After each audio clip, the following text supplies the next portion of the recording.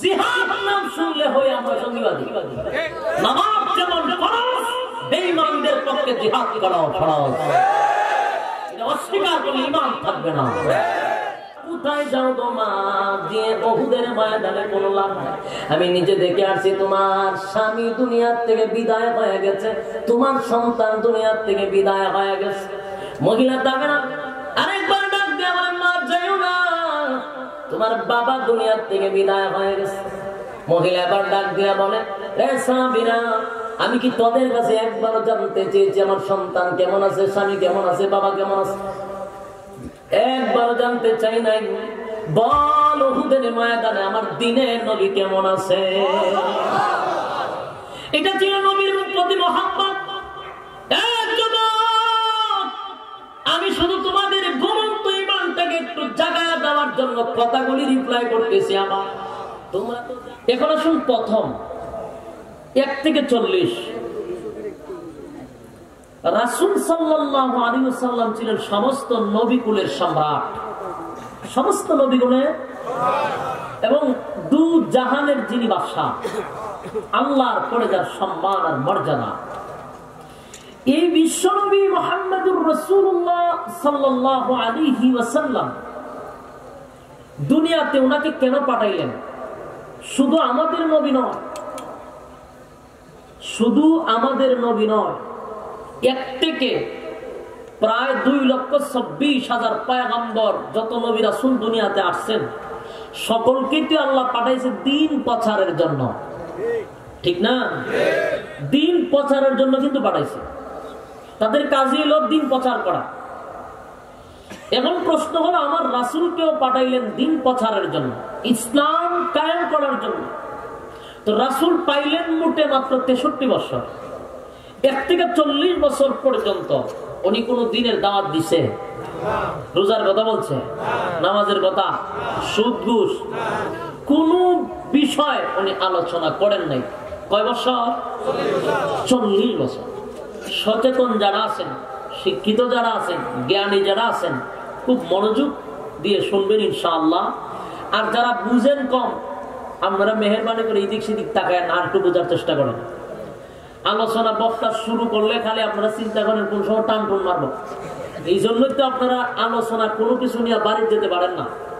যদি জিগায় বক্তা ওয়াজ কেমন করছে রে, হালায় ভাড়ায় উড়াইলিস, কি কয় ঢাকায় বাসা, পুরান ঢাকায় হালায় ভাড়ায় উড়াইলিস, কিতা পাঠাইছে, কিতা পাঠাইছে এডি বিতার মাইকে খালি কেরকিরি ডাকছে।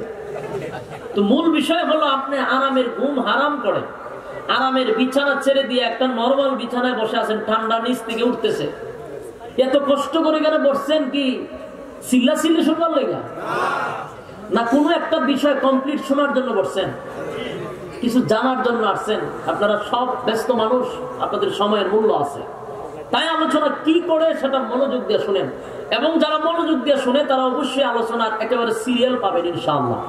আমি এমন বক্তা না যে শুরু করছি স্টেজ থেকে শেষ করুন না সমুদ্রের পাড়ে, এমন না। আলোচনার প্রথম এবং শেষ ইনশাআল্লাহ ফিনিশিং পাবেন। তুমি মনোযোগ চাই। আসুন, প্রশ্ন হলো, নবী রাসূলগণকে আল্লাহ পাঠাইছে দ্বীনের দাওয়াত দেওয়ার জন্য, কিন্তু এখানে প্রশ্ন, রাসূল মোটে পাইলেন 63 বছর, 40 বছর গেলেন দ্বীনের দাওয়াত ছাড়া। ঠিক না? প্রশ্ন হলো, হুজুর নবীরে তো পাঠাইছে আল্লাহ দ্বীনের দাওয়াত দিবার লাগে, তো 40 বছর তো দাওয়াতই দিল না। উনার জীবনের 2 ভাগ সময় চলে গেছে দাওয়াত ছাড়া, আর 2 ভাগ দাওয়াতের মাধ্যমে। ঠিক না? 40 বছর দাওয়াত দিলেন না কেন? প্রশ্ন আসে কিনা? এই প্রশ্নের উত্তর আপনাদের সামনে উপস্থাপন করতে চাই। 40 বছর পর্যন্ত নবীজি কোন ইসলামের কোন দাওয়াত দেয় নাই, নামাজের কথা বলে নাই, রোজার কথা বলে নাই, হজের কথা বলে নাই, ফরদার কথা বলে নাই, সুদের বিরুদ্ধে কথা বলে নাই, ঘুষের বিরুদ্ধে কথা বলে নাই। এক কথা, মোট কথা হলো, কোন ব্যাপারে, ইসলামের কোন ব্যাপারে উনি কথা বলেন নাই, শুধু নীরবে জীবন যাপন করছে। কয় বছর? 40 বছর শুধু নীরবে জীবন যাপন করছে। এই 40 বছর নীরব জীবন কাটানোর কারণে গোটা মক্কা নগরীতে উনি সবচেয়ে সম্মানী লোক ছিল। ওনার মতো ভালো মানুষ আর মক্কা নগরীতে কেউ নাই। আবুল আহাবের কাছেও ভালো, আবু জাহেলের কাছেও ভালো, যত শয়তান ছিল সবটির কাছে নবী ভালো। কেন ভালো? চুপ ছিল। কথা বুঝতেছেন? কথা মেমোরি ঢুকায়। 40 বছর চুপ ছিল, কোনো কথা বলে নাই, নামাজের কথা বলে নাই, ফর্দার কথা বলে নাই, সুদের বিরুদ্ধে কথা বলে নাই, ঘুষের বিরুদ্ধে কথা বলে নাই। তাই নবী সবচেয়ে ভালো ছিল, নীরব জীবন যাপন করছে। এখন আরেকটা প্রশ্ন হইল, কেন নীরব জীবন যাপন করলেন? নীরব জীবন যাপনটাকে ওনার ব্যক্তিগত করছেন আল্লাহর পক্ষ থেকে? আল্লাহর পক্ষ থেকে নীরব জীবন যাপন করছেন 40 বছর। আল্লাহর পক্ষ থেকে বলা হয়েছে শুধু নীরবে জীবন যাপন করেন, তাই নবী নীরব জীবন যাপন করছেন। এখন প্রশ্ন হইল, আল্লাহ কেন নীরব জীবন যাপন করার জন্য বললেন? সেটার উত্তর হলো, আমাদের রাসূল হলেন খাতামান নবিয়্যিন, শেষ নবী, এরপরে কোনো নবী নাই, সমস্ত নবীগুলোর সম্রাট। উনি হলেন একজন রাসূল। উনি যে নবী হবেন, হঠাৎ করে যদি আল্লাহ নবী বানায় দেয়, তো সাধারণ যে মানুষ, আবু জাহেল আছে, আবুল আহাব আছে, উতবা আছে, এই ধরনের কিছু শয়তানরা বলবে, আমাদের সাথে চলাফেরা করলো, আমাদের সাথে উঠা বসা করলো, আমাদের সাথে বাজার হাট করলো, আমাদের সামনে বিয়ে শাদী করলো, সন্তান হইলো, সবকিছু আমাদের সামনে, উনি কিভাবে নবী হয়? প্রশ্ন করবেনি? এই প্রশ্ন যে করবো এটা আল্লাহ জানেনি, আগের থেকে আল্লাহ জানে। তারাই বলবে যে উনি নবী কিভাবে হইল, উনি আবার রাসূল হইল কেমনে, আমাদের সাথে চললো, আমাদের সাথে খাইলো, ঘুমাইলো, সংসার করলো, নবী হইল কেমনে? এই প্রশ্ন যে আল্লাহ এরা যে করব আল্লাহ ভালো করে জানে। এই জন্যই আল্লাহ একা দ্বারা 40 বছর নীরব জীবন যাপন করার কথা বলছে। আর এই নীরব জীবনটাই হলো রাসূলের নবুয়তের দলিল। কথা বুঝতেছেন? এই নীরব জীবনটাই হলো নবী হওয়ার জন্য নবুয়তের দলিল। নবুয়তের দলিল কিভাবে? কারণ গোটা 40টা বছর নীরব ছিল কথাটি, 40টা বছর ছিল শুধু অলৌকিক ঘটনা। একটা মানুষের ক্ষেত্রে অলৌকিক ঘটনা এইভাবে ঘটে না। উনি যে নবী হবে, উনি যে নবী 40 বছর পরে যখন রাসূল দাবি করবে, যদি কয় কেমনে নবী হইছে, এই নীরব জীবন প্রমাণ করে এমনে নবী হইছে। কথা বুঝতেছেন? 40 বছর পরে যখন বেঈমানরা বলবে কেমনে নবী হইছে, ওই 40 বছরই প্রমাণ করবে এমনে নবী হইছে। তো কেমনে নবী হইছে? আসুন কেমনে নবী হইছে। রাসূল দুনিয়াতে আসার আগের থেকে শুরু হয়ে গেছিল অলৌকিক কিছু ঘটনা, যার থেকে প্রমাণ করে উনি নবী হওয়ার যোগ্য।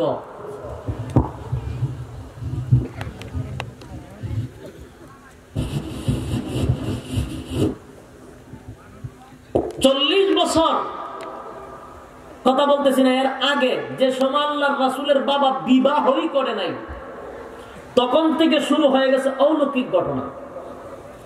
এর আগে তো আদম নবীর থেকে নিয়ে ঈসা রুহুল্লাহ পর্যন্ত নবীর স্লোগান দিয়েই যাচ্ছিল। যেমন প্রধান বক্তা নিয়ম হলো সবার শেষে ওয়াজ করবে, ঠিক না? কিন্তু ওই মাগরিবের পর থেকে স্লোগান হয় প্রধান বক্তা আইতেছে, ঠিক না? তো আমাদের রাসূল প্রধান, তাই শেষে আসছে। আদম নবীর থেকে স্লোগান শুরু হয়েছে, আসতেছে। এটা তো একটা বিষয়। আর একটা বিষয় হলো অলৌকিক যে কিছু ঘটনা।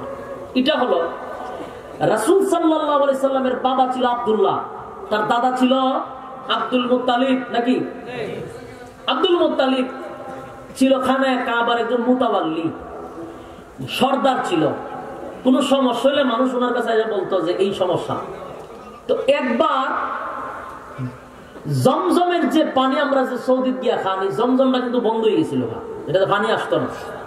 তো সব মানুষ গিয়ে ধরছে আব্দুল মুত্তালিব রে, আপনি তো কাবার মুতাওয়াল্লি সর্দার, তো কাবার মালিক রে বলেন জমজম চালু করে দিতে, আনলে আমরা পানির সমস্যা।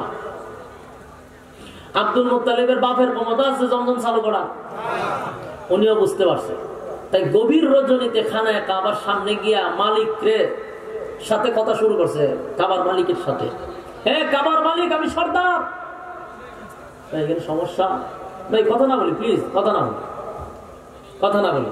এদিকে তাকান, আপনার এদিকে তাকান, এইদিকে তাকান।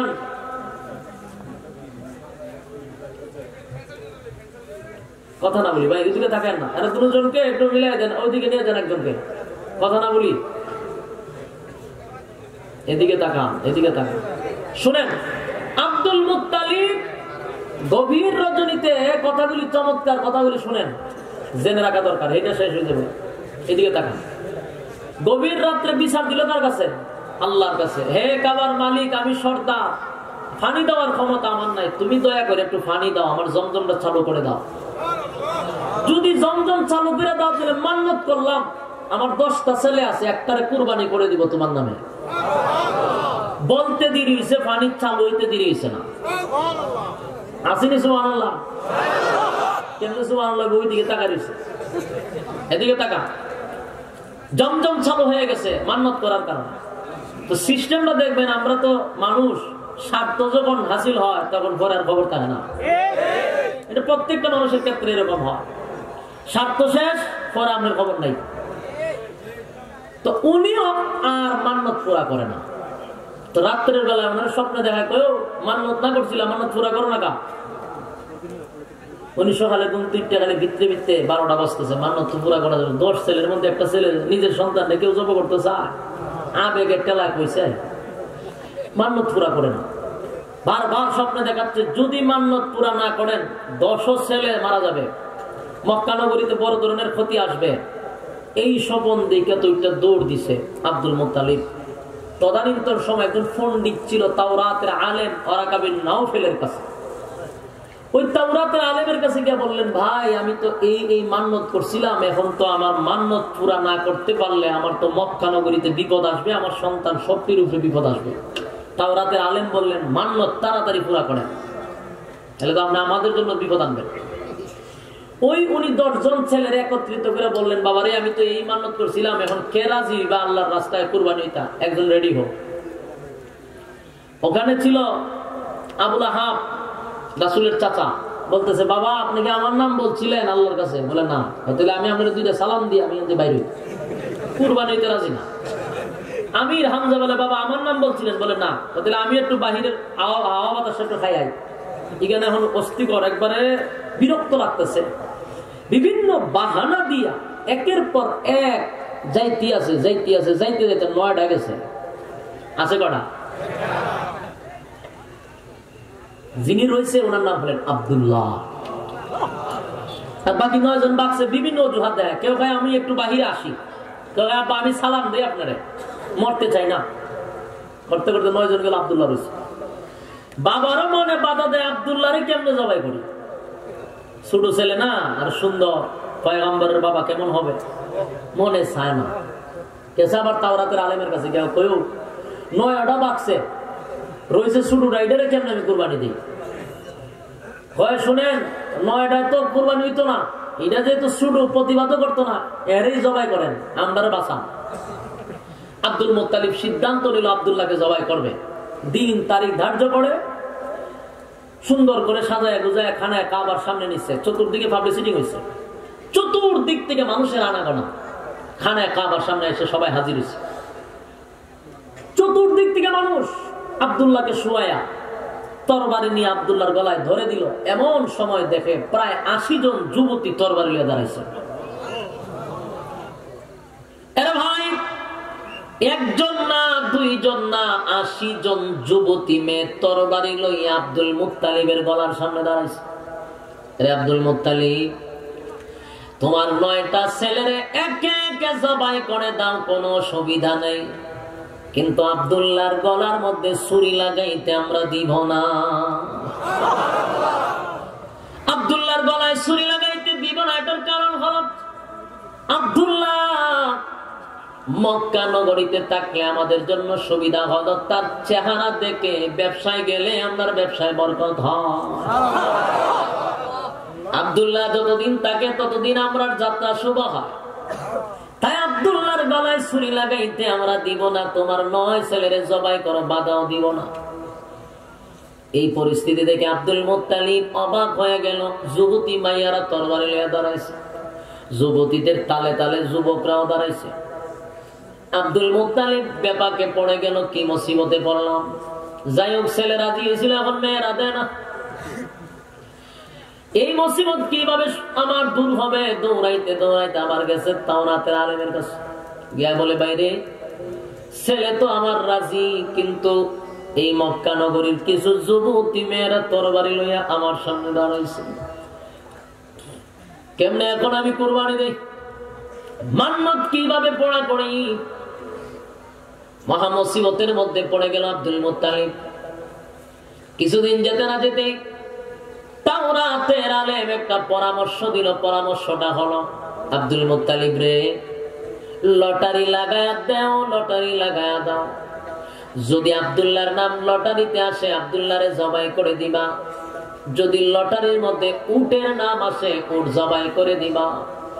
একদিকে উট আর একদিকে আব্দুল্লাহ, লটারি মাঝখানে। এই কথা শুনে আব্দুল মুত্তালিব আবার প্রস্তুতি নিল, আবার দিন তারিখ ধার্য করে খানায় কাবার সামনে উপস্থিত হলো। চতুর্দিক থেকে মানুষের আনাগোনা। লটারি চালু হয়ে গেল। প্রথম 10 বার লটারি টান দিছে, 10 বারই আব্দুল্লাহর নাম উঠে গেছে।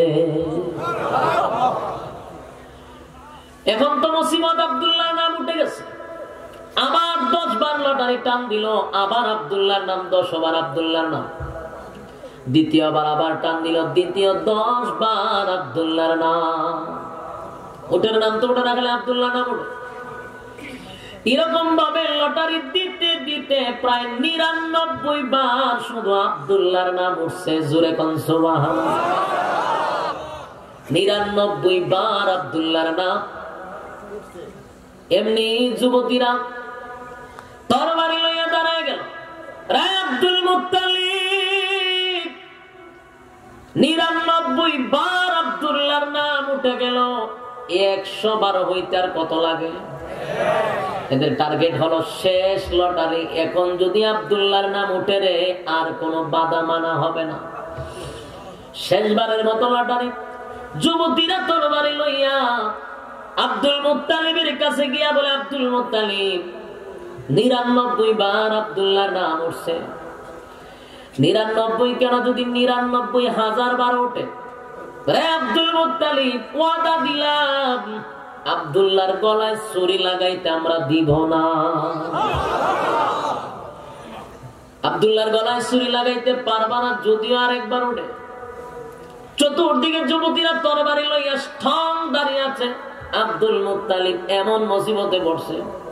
এলাকার সর্দাররা বলে, আব্দুল মুত্তালিব কোনো বাধা মানা হবে না। শেষবারের মতো লটারি টান দেওয়া হলে মান্নত পুরা করতেই হবে। এরাও দাঁড়ায় রয়েছে। শেষবারের মতো যখন লটারি টান দিল গো, লটারি উল্টায়া দেখে উটের নাম উঠে গেছে। উটের নাম উঠে গেল, সবাই খুশি। একে একে 100 উট জবাই করে দিছে আল্লাহর রাস্তায়। ভাইরা আমার, যেই কথাটা বুঝাইতে চাই, আমি আপনাদেরকে তো পিছনে কেন নিলাম? শুধু নবীর শান বোঝানোর জন্য। তাই একটু পিছন থেকে যদি আপনাদেরকে বুঝায় আসি, তাহলে একেবারে বুঝতে সুবিধা হবে। আল্লাহর পয়গম্বর এখন আসবে দূরের কথা, বাবা বিয়ে করছে না, তখনকার কথা বলতেছি। তোমার নবীর শান তোমার জানা দরকার। যুবকরা তো নবীর শান জানে না। নবীর শান জানে না, জানে হিরো আলমের শান। কথা বুঝেন না? হিরো আলমের শান জানে। এতে কদিন পরে পরে একটা নমুনা করে, আর হের লিস্টির যুবকরা লিখে রেখে দেয়। অথচ তোমার নেতা, আমার নেতা বিশ্ব নবী মুহাম্মদুর রাসূলুল্লাহ সম্পর্কে তোমার A to Z জানা দরকার, গবেষণা করা দরকার। আল্লাহর পয়গম্বরের বাবা আব্দুল মুত্তালিব, আব্দুল্লাহ, আল্লাহর পয়গম্বরের বাবা, বয়স মাত্র 20 থেকে 18 হবে।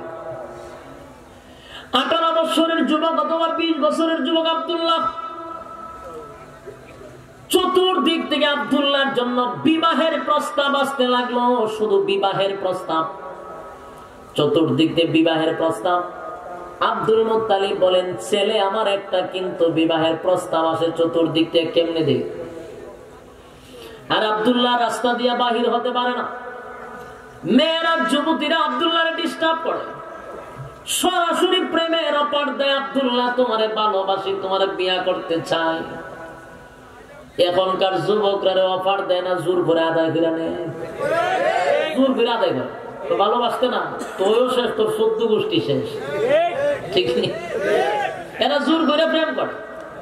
মেয়েরা বিপদ করে তোরে বাসি, তোর 14 গোষ্ঠীরে বাসি, নাইলে বাইরে লাগব।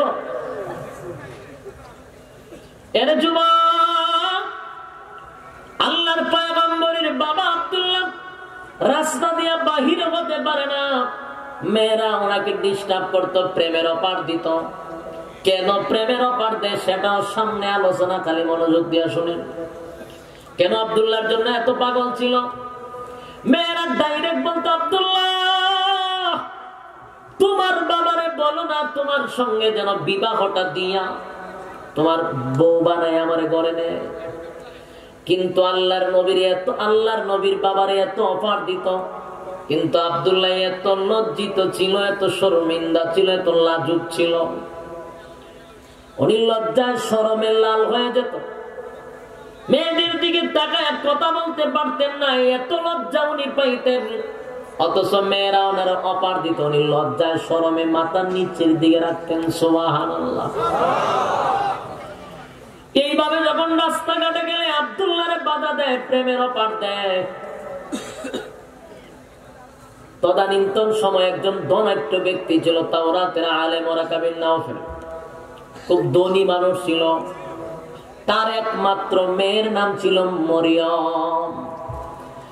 এই মরিয়ম আব্দুল্লাহরে দেখলেই পাগল হয়ে যেত। সুন্দরী ছিল মরিয়ম, এক বাবার একটা মাত্র কন্যা, বিশাল সম্পত্তির মালিক মরিয়ম। মরিয়ম আব্দুল্লাহরে বলতো, আব্দুল্লাহরে তোমরা 10 ভাই, সম্পত্তি ভাগ করলে পারে কি পাইবা? তুমি যদি আমারে বিবাহ করো, আমি এই মক্কা নগরীর সবচেয়ে ধনী পরিবারের একমাত্র কন্যা, আমার বাবার কোন জিনিসের অভাব নাই রে আব্দুল্লাহ। যদি আমার বিবাহ কইরা বউ বানায় নাও, ওয়াদা দিলাম আমার বাবার যত সম্পত্তি আছে সব তোমার কদমে আমি ঢেলে দিব। আল্লাহর পয়গম্বরের বাবা আব্দুল্লাহ লজ্জা শরমে কথা বলে না। ওইদিকে আব্দুল্লাহর বাবা আব্দুল মুত্তালিবের কাছেও মানুষ বিবাহের প্রস্তাব নিয়ে আসে। শেষ পর্যন্ত আব্দুল মুত্তালিব বিপদে পইরা ছেলের লইয়া রাতারাতি মক্কা থেকে লুঘায়া বাইকে গেছে কোন মদিনা। মেয়েদের যন্ত্রণায় ছেলের লইয়া গেছে। তখন মদিনার নাম মদিনা ছিল না, মদিনার নাম ছিল ইয়াসরিব। তখন মদিনা ছিল না। আল্লাহর নবী বাবা আব্দুল্লাহকে লইয়া আব্দুল মুত্তালিব চলে গেল মদিনায়। সেখানে আব্দুল মুত্তালিবের একজন বন্ধু ছিল, এই বন্ধুর একটা মেয়ে ছিল। ব্যবসা করার সময় প্রায় বন্ধুর সাথে দেখা হইতো। রে দোস্ত, তোর মেয়েটা বড় সুন্দর, অন্য জায়গায় বিবাহ দিস না, আমার একটা ছেলে আছে খুব সুন্দর, তোর মেয়েও সুন্দর, আমার ছেলেও সুন্দর, দুজনরে মানাইবো বালা। তুই যদি তোর মেয়ের বিবাহ দেস, আমার পরামর্শ ছাড়া দিস না দোস্ত, তোর কাছে আমার একটা আবদার। এটা বহু আগে আব্দুল মুত্তালিব কথা বলে রাখছিল। তাই সন্তানদের লইয়া মদিনায় চলে গেল দোস্তের বাড়িতে গিয়া। দোস্ত, মেয়ে কি বিয়া দিয়া দিছস? না, মেয়ে বিবাহ দেই নাই দোস্ত, তুমি না নিষেধ করেছিলা, তোমার অপেক্ষায় আমি ছিলাম। আব্দুল মুত্তালিব বলে, দোস্ত রে, মক্কায় আর থাকতে পারলাম না, মেয়েদের যন্ত্রণা, আমার ফুলারে সবাই খালি বিয়া করতে চায়, আমার কাছে খালি বিবাহের প্রস্তাব আসে, তাই আমি চলে আসলাম তোমার কাছে। তোর মেয়েটার সঙ্গে আমার ছেলেটারে বিবাহ করায়া দেই। ওই দুস্তর একটা মেয়ে ছিল যার সঙ্গে আব্দুল্লাহর বিবাহ হয়েছে, মেয়েটার নাম ছিল আমেনা। আমেনার সঙ্গে আব্দুল্লাহর বিবাহ হয়ে গেল। বিবাহ হওয়ার পরে কিছুদিন মক্কা মদিনায় কিছুদিন এখানে থাকলেন। অনেক দিন থাকার পরে আব্দুল মুত্তালিব পুত্রবধূকে লইয়া, সন্তানকে লইয়া আবার মক্কায় আসছে। যে মক্কায় পাড়া দিল, চতুর্দিক থেকে খবর হয়ে গেছে আব্দুল্লাহ মদিনা মক্কায় আসছে।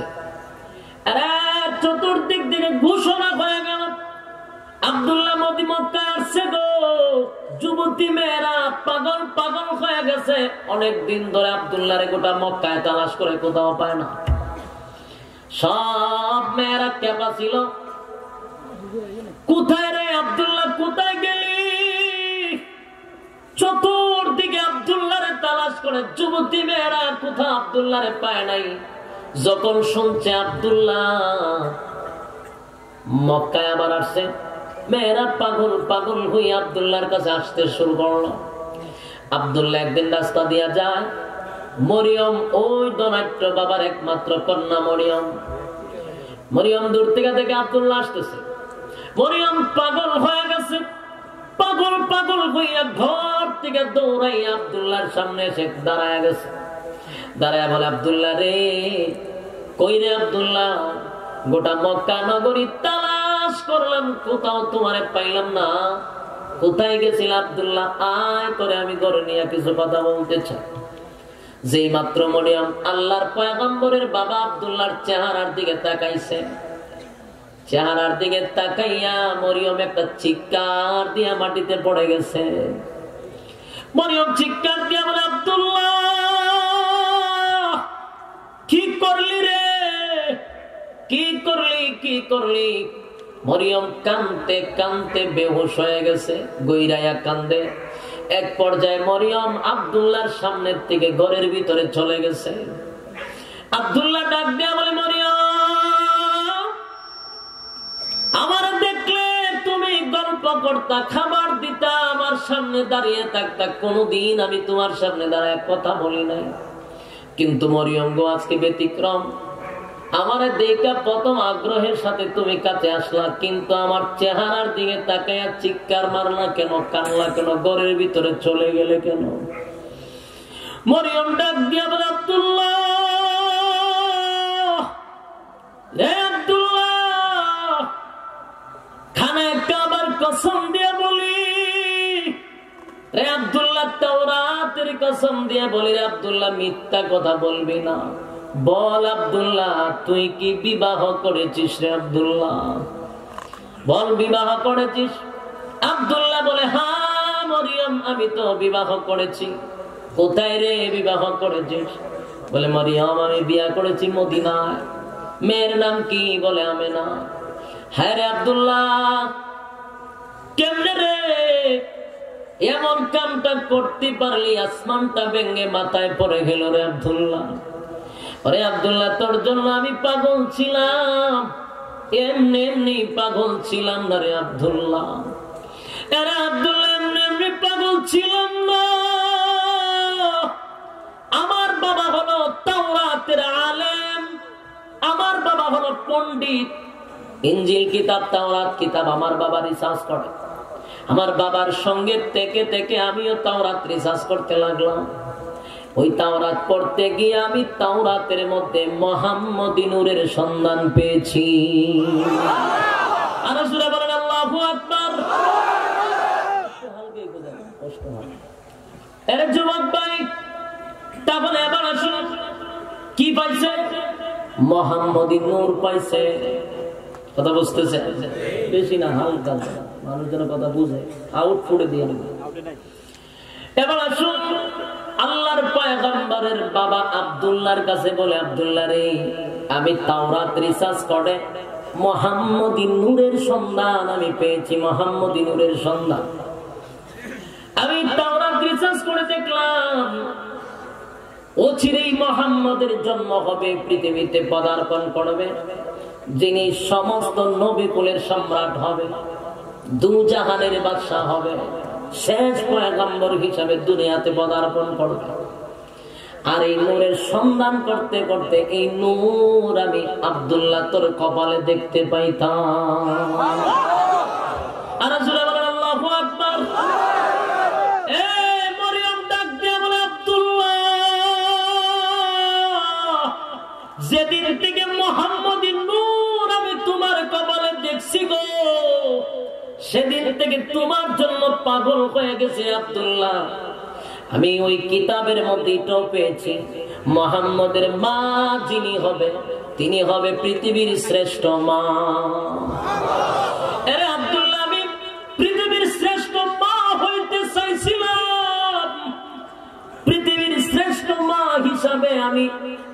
পৃথিবীর শ্রেষ্ঠ মা হইতে চাইছিলাম। আব্দুল্লাহ রে, আমার সব বরবাদ হয়ে গেল রে আব্দুল্লাহ, কি করলি আমার না জানাইয়া। এরে আব্দুল্লাহ, তোর জন্য কত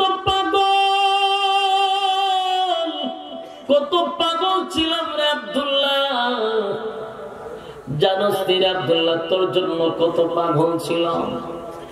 যেদিন তোমার বাবা মান্নত পুরা করার জন্য খানা কাবার সামনে তোমার জবাই করার জন্য নিয়েছিল, সেদিন 80 জন যুবতী দাঁড়াইছিল তোমার পক্ষে। রে আব্দুল্লাহ, ওই 80 জন যুবতী আমি মরিয়ম পাঠাইছিলাম। 80 জন যুবতীর নেতৃত্ব আমি দিয়েছিলাম। শুধু এখানে নয়, তোমার শরীরে একটা টাচ করার শক্তি কারো ছিল না। গোটা মক্কা নগরী তোমার কপালে সেই নূর আর দেখা যায় না। তাওরাত কিতাবে লেখা ছিল, যেদিন তুমি বিবাহ করবা, তোমার বিবির সঙ্গে প্রথম রাত যাপন করবা, সেদিন সেই নূর ওই মায়ের গর্ভে চলে যাবে। এরা আব্দুল্লাহ, আজকের পর থেকে তোমার প্রতি আমার কোন আকর্ষণ নাই গো, তোমার প্রতি আমার কোন আকর্ষণ নাই। আব্দুল্লাহ, ওয়াদা দিলাম আর কোনদিন তোমার রাস্তার মধ্যে আমি দাঁড়িয়ে থাকবো না, তোমারে ডিস্টার্ব করবো না। আর আব্দুল্লাহ, শুন, তোরে কত ভালোবাসে আব্দুল্লাহ, আর কোনদিন এই পৃথিবীতে যতদিন আমি মরিয়ম বেঁচে থাকবো, আমি আর জিন্দিগিতে কোনদিন স্বামী গ্রহণ করব না। আমি যেহেতু মুহাম্মদের মা হতে পারলাম না, আব্দুল্লাহর স্ত্রী হতে পারলাম না, আমার এই জীবনে স্বামী আর কোনদিন গ্রহণ করব না। বাড়া, আমার লম্বা আলোচনা হয়ে যাবে, তাই আমি সংক্ষেপে বলি। আল্লাহর পয়গম্বর মার পেটে যখন চলে আসলেন 6 মাস, কোন রাওয়ায়াতে আসছে 2 মাস, বুখারীতে একটা রাওয়ায়াতে আসছে 2 মাস, কোন জায়গায় আসছে 6 মাস। যখন আল্লাহর পয়গম্বরের পেটে চলে আসছে আমেনার 6 মাস, তখন কিন্তু আব্দুল্লাহ দুনিয়া থেকে বিদায় হয়ে গেছে। এটা আবার লম্বা ঘটনা, কেমন হয়েছে, কোন জায়গায় হয়েছে, বিস্তারিত বলার সময় নয়, সংক্ষেপে শুধু বুঝাইতে চাই। আব্দুল্লাহ 6 মাস, আল্লাহর পয়গম্বর যখন গর্ভে, তখন আব্দুল্লাহ দুনিয়া থেকে বিদায় হয়ে যায়। শুধু আমি আমার নবীর শানটা বোঝানোর জন্য পিছনে নিছি। আরে যুবক ভাই, তোমার আমার নবীর শান কত, একটু মনোযোগ দিয়া শোনো। আম্মা জান আমেনা বলেন, আমার সন্তান যখন পেটে আসছে 6 মাস, আমি তখন রাস্তা দিয়া হাঁটি। আমি আমেনা যখন রাস্তা দিয়া হাঁটি রে, তখন আমার পাথর গোলা, কাঙ্কন গোলা পায়ে চুম্বন দেয়।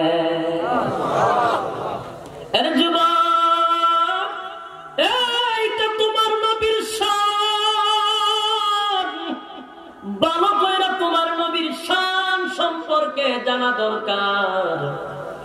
আব্দুল্লাহ আম্মা জানাবে না বলে, শুধু তাই না, আমি যখন রাস্তা দিয়ে হাঁটতাম, তখন গাছে আমারে সালাম দিত, মাছে সালাম দিত। সুবহানাল্লাহ, চতুর্দিক থেকে শুধু আমি সালাম পাইতাম। আরে এটা নিঃশেষ না।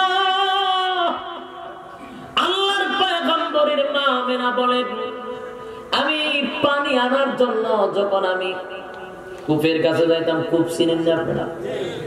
এখন কিন্তু টিউবওয়েল আছে, তখন কিন্তু টিউবওয়েল ছিল না। তখন পানি তুলতে হলো কুয়া বন্যি না, কূপ কূপে। ওই কূপ হইল গিয়ে আপনার বালতি দিয়ে টেনে টেনে নিচে পানি তুলতে হবে।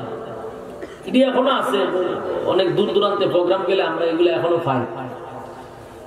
তো তখন তো টিউবওয়েল ছিল না, পানি তুলতে তো বালতি দিয়া রশি লাগাইয়া নিচে বেলা টেনে তুলতে। আম্মা জান তো 6 মাস রাসূল পেটে, তখন গর্ভবতী যারা, তাদের কষ্ট হয় পানি তুলতে গেলে, স্বাভাবিক। আম্মা জান আমেনা যখন কূপের কাছে গেলেন পানি তোলার জন্য, এমনি আওয়াজ শোনা যায়, আল্লাহ ডাক দিয়া বলে, জিবরাইল, আমার বন্ধুর মা পানি তোলার জন্য কূপের কাছে যায়। পানি যদি নিচ থেকে তুলতে যায় রে, আমার বন্ধুর মা বড় কষ্ট হয়ে যাবে। তাই জিবরাইল যা, তাড়াতাড়ি কূপের পানিগুলা সব নিচ থেকে উপরে নিয়ে সুবহানাল্লাহ। আমেনা বলেন পানি আনতে গেলে দেখি পানি একেবারে কূপের কাছে, আমার কোনো কষ্ট হয় না।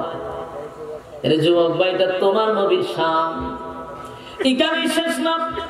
আম্মা জান আমেনা বলেন আমি কোথাও দাঁড়িয়ে থাকলে উপরের পাখিগুলো কিচির মিচির করে বলে, পাখিরা সাবধান, বিশ্ব নবীর মা দাঁড়িয়ে আছে, বুলেও উপর দিয়া যাবি না, বেয়াদবি হবে। আরে ভাই, এটা তোমার নবীর শান, এখানে তোমার নবীর শান শেষ নয়। সংক্ষেপ করার জন্য আমি আবার জন্মের কাছে আসি। আল্লাহর নবী যেদিন দুনিয়াতে পদার্পণ করবে, যেদিন নবী দুনিয়ায় আসবে রে, সেদিনও অলৌকিক ঘটনা ঘটছে। এখন থেকে আপনি হিসাব মিলাবেন। এই যারা ক্লাস শুনতেছেন, এখন থেকে হিসাব মিলাবেন। আমি যে বলছিলাম 40 বছর নীরব জীবন, ইয়াদ আছে? সাবজেক্ট ইয়াদ আছে? 40 বছর নীরব জীবন এখান থেকে আপনারা শুরু করবেন। যেদিন নবী দুনিয়ায় পদার্পণ করেছিল 12ই রবিউল আউয়াল, সুবে সাদিকের সময় নবী দুনিয়ায় আসছে। নবী যে দুনিয়ায় আসছে সাধারণ ভাবে আসে নাই, স্বাভাবিক ভাবে আসে নাই, তুমি আমি যেইভাবে আসে এইভাবে আসে নাই। আল্লাহর নবী যখন দুনিয়ায় আসে, আম্মা জানা আমেনা বলেন আমার সন্তান দুনিয়াতে আসছে। ওখানে দুইজন দাসী ছিল, একজন আবু লাহাবের দাসী, আর একজন ছিল উম্মে আইমান, ছিল একজন দাসী। দুইজন দাসী ছিল। আম্মা জানা আমেনা সহ যখন রাসূল দুনিয়াতে পদার্পণ করবে, দাসীরা বলতেছে আমরা নিজের চোখকে দেখছি আল্লাহর পয়গম্বর যখন দুনিয়ায় আসে, মানুষ দুনিয়ায় আসলে তার শরীরের মধ্যে ময়লা লাগানো থাকে, কথা বলে না, রক্ত লাগানো থাকে, তারপরে দেখবেন একটা নার লাগানো থাকে, এটা একেবারে ফেটে দিতে হয়, ঠিক নেই? কিন্তু দাসীরা বলেন আরে আমরা তাকে দেখি গো, এমন আশ্চর্যজনক জন্ম পৃথিবীতে আর কারো হয় নাই, হবেও না। আমরা তাকে দেখি মুহাম্মদ যখন দুনিয়াতে পদার্পণ করেছে, কে যেন তারে গোসল করাইয়া পরিষ্কার করাইয়া, একেবারে পরিষ্কার গোসল টুসল করাইয়া কে যেন পাঠাইছে, মেসকে আম্বর লাগাইয়া আসার পরে গোটা গড়টা যেন সুগ্রানে মুখরিত। এটা তোমার নবীর শান, এইখানে শেষ নয়। মানুষ আসলে পরে তার নার কেটে দিতে হয়। আল্লাহর নবীর নার কাটা অবস্থায় আসছে, খতনা করা অবস্থায় আসছে। এখানেই শেষ নয়। বলার সূর্য ব্যাপার হলো মানুষ আসার সময় কান্দে, আল্লাহর নবী দুনিয়া আসছে। উম্মে আইমান বলেন আমি তাকায়া দেখি গো, পয়গম্বর দুনিয়াতে আসার সাথে সাথে যেই মাত্র দুনিয়াতে ভূমিষ্ঠ হয়েছে, তখনই উনি আল্লাহর কুদরতি পায়ে সেজদায় পড়ে গেছে। সেজদায় পড়ে দীর্ঘক্ষণ সময় সেজদায় পড়ে আছে। আম্মা জানা আমেনা বলেন আমি মনে করেছি সেজদায় পড়ে আমার ছেলে দেখি গুনগুনায়া কান্দে। হায় রে, আমার ছেলে কেন কান্দে? মানুষও কান্দে, আমার নবীও কান্দে, কিন্তু ব্যতিক্রম। নবী সেজদায় পড়ে, আম্মা জানা আমেনা কাছে গিয়া দেখে মুহাম্মদ কান্দে। সেজদায় পড়ে রব্বি হাবলি উম্মতি, আরো জোরে বলেন আল্লাহু আকবার। এটা তোমার নবীর শান, এটা তোমার নবীর শান গো। আল্লাহর পয়গম্বর দুনিয়াতে আসার পরে কুদরতি পায়ে সেজদা দিয়া নবীজি উম্মতি উম্মতি বলে কান্দে। আরে যুবক ভাই, নীরব জীবন কয় বছর? 40 বছর নীরব জীবন। কেমনে নবী হইল? কেমনে নবী হইল? এগুলার থেকে প্রমাণ শুনুন। আল্লাহর নবী দুনিয়াতে আসার পরে সেজদায় পড়ে গেছে, এটা কোনো মানুষের দ্বারা সম্ভব? এখন কোন মানুষের দ্বারা সম্ভব? এটা কার জন্য সম্ভব? শ্রেষ্ঠ নবীর জন্য সম্ভব। তাহলে এই জন্মটাই বলে দেয় নবী নবী হওয়ার দলিলটা, ঠিক কিনা বলেন? এই জন্ম হলো নবী হওয়ার নবুয়তের দলিল। এরপর এখানে শেষ না। আল্লাহর নবী দুনিয়াতে আসার পরে কিছুক্ষণের ভিতরে একটা কুয়াশার মতো ঘরটা অন্ধকার হয়ে গেল। এমনি আওয়াজ আসতেছে, আমিনা গো তোমার সন্তানকে আমরা একটু সময়ের জন্য সফর করে নিয়ে আসবো। আমিনা চোখের পানি ছেড়ে দেয়া বলে, সবে মাত্র আমার সন্তান আসছে, কে নিয়ে যেতে চায়? আমার সন্তানের যদি কোনো ক্ষতি হয়ে যায়। জিবরাইল ডাক দিয়ে বলে, আমিনা এই সন্তান সাধারণ কোন সন্তান নয় গো, তোমার সন্তানকে ঠিক টাইম মতে তোমার কাছে ফিরায় দেওয়া হবে। আল্লাহর হুকুমে তোমার সন্তানকে গোটা পৃথিবীটা ভ্রমণ করানো হবে। সুবহানাল্লাহ। আল্লাহর নবীকে, আল্লাহর পয়গম্বরকে গোটা পৃথিবী কোন কায়নাত নবীকে ভ্রমণ করাইছে, নবীরে ভ্রমণ করাইছে। প্রশ্ন হলো কেন ভ্রমণ করাইলো? যুবক ভাই, প্রশ্নটা হলো কেন ভ্রমণ করাইলো? তার কারণ হলো কোন সৃষ্টি জগৎ যেন এই কথা না বলতে পারে যে ওনাকে আমরা চিনি না। কথা বুঝতেছেন? নবী দাবি করার পরে যদি কোন সৃষ্টি যেন না বলতে পারে যে আমরা ওনাকে চিনি না। তাই সমস্ত মাখলুকাতের সাথে আমার নবীরে পরিচয় করাইছে। আরে তোমার নবীরে নদী চিনে, গাছে চিনে, মাছে চিনে, চন্দ্র চিনে, সূর্য চিনে, তারকা চিনে, তোমার নবীরে মেঘমালায় চিনে। তাই নবী যখন রাস্তা দিয়ে হাঁটতেন কোনদিন নবীর শরীরে রুদ্র লাগতো না। মেঘমালা নবীর পিছনে পিছনে হাঁটতো। সুবহানাল্লাহ। যুবক ভাই, লম্বা হয়ে যাচ্ছে। আল্লাহর পয়গম্বরকে কোন কায়নাত ভ্রমণ করাইয়া আমিনার কাছে ফিরাইয়া দেওয়ার সময় আল্লাহ বলেন, জিবরাইল রে, আমার বন্ধুর ভিতরে আমার যত নবী রাসূল দুনিয়াতে আসছে সমস্ত নবী রাসূলগণের গুণগুলো আমার নবীর ভিতরে ঢোকায়া দেয়। যুবক ভাই, বলুন কোন মানুষের দ্বারা এটা সম্ভব? এটা একমাত্র শ্রেষ্ঠ নবী, নবী হওয়ার জন্য এগুলা নবুয়তের দলিল হিসাবে জোরে কোন ঠিক নেই। এখানে শেষ না, 1 থেকে 40 বছর নবী নীরবে জীবন যাপন করছে। এখানে শেষ না, আল্লাহর পয়গম্বরকে দেখার জন্য আবু তালেব নবীর চাচা, আবু তালেব নবীর চাচা, বড় মহব্বতের চাচা, ছোটবেলায় যখন নবী দুনিয়াতে আসছে তখনই দেখার জন্য গেছে। গিয়া বলে, আমিনা মুহাম্মদ একটু দেখতে চাই গো, মুহাম্মদ একটু দেখতে চাই। দাসীরা আল্লাহর পয়গম্বরকে আবু তালেবের সামনে রেখে গেছে, একটু জায়গায় রাসূলকে শোয়া দিছে। আবু তালেব নবীর চেহারার দিকে তাকাইয়া এক দৃষ্টিতে তাকাইয়া অবাক হয়ে গেছে। বলতেছে, এত সুন্দর চেহারা আমি আর জীবনে দেখি নাই। আল্লাহর নবীর চেহারার দিকে তাকাইয়া অবাক হয়ে গেল। আবু তালেব একবার চন্দ্রের দিকে তাকায়, আরেকবার বাতিজার দিকে তাকায়, একবার চন্দ্রের দিকে তাকায়, আরেকবার বাতিজার দিকে তাকায়। যতবার চন্দ্রের দিকে তাকায় ততবার দেখে চন্দ্র খালি নিচে নামে। আল্লাহ আকবার কে বলবেন? চন্দ্র নিচে নামে। আবু তালেব আবার তাকায়, দেখে আবার নিচে নামে। এই দৃশ্য দেখে আবু তালেব ভয়ে তরতর করে কাঁপতে লাগলো।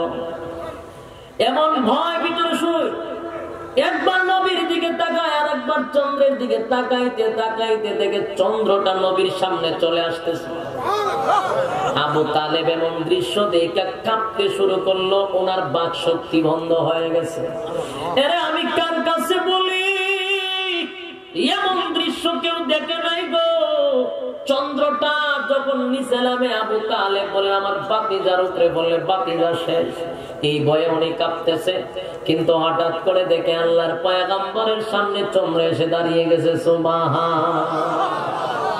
এর যুবক ভাই, আল্লাহর পয়গম্বরের সামনে চন্দ্র। আবু তালেব বলেন এমন দৃশ্য দেখি নাই কোনদিন। কার কাছে বলি, কার কাছে বলি, ভয়ে তরতর করে কাঁপতেছে। কিছুক্ষণ পরে দেখে চন্দ্রটা লড়াচড়া করে, ডাইনে যায় বামে যায়। আবু তালেব বলেন আমি আরো ভয় পেয়ে গেলাম, যদি রে চন্দ্র বাতিজার উপরে পড়ে, বাতিজা শেষ।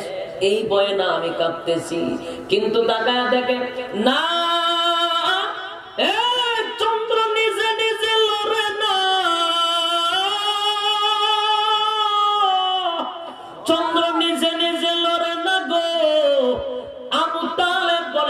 তাকায় দেখি আমার বাতিজার চেহারা যখন ডাইনে যায়, চন্দ্রটা আমার বাতিজারে দেখার জন্য ডাইনে যায়।